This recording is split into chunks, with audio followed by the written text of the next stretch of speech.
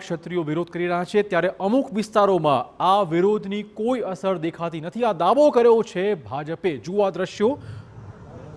Bharatiya Janata party બનાસકાંઠાના દાંતામાં ભચડિયા ગામે યોજાયું ક્ષત્રિય સંમેલન, જેમાં રાજ્યના આરોગ્ય મંત્રી ઋષિકેશ પટેલ સહિત ભાજપના ક્ષત્રિય નેતાઓ હાજર રહ્યા હતા। જેરાસિંહ પરમાર, હિંમતનગરના પૂર્વ ધારાસભ્ય રાજેન્દ્રસિંહ, કીર્તિસિંહ વાઘેલા, એલ.કે. બારડ સહિતના આગેવાનો એક મંચ પર જોવા મળ્યા।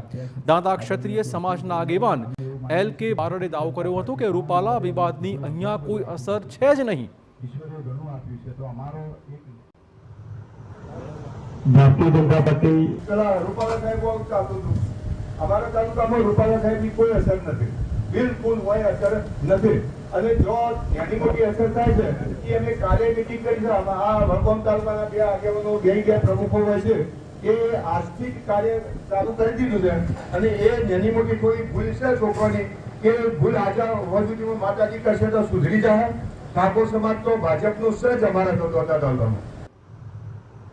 તો આ વિસ્તારના ક્ષત્રિય નેતાઓ પણ પરિપક્વ હોવાનો દાવો આગેવાનોએ કર્યો છે। ભાજપની તરફેણમાં ભારે મતદાન કરીને મતપેટીઓ છલકાવી નાખવા જિલ્લા ભાજપના પ્રમુખે લોકોને હાકલ કરી હતી।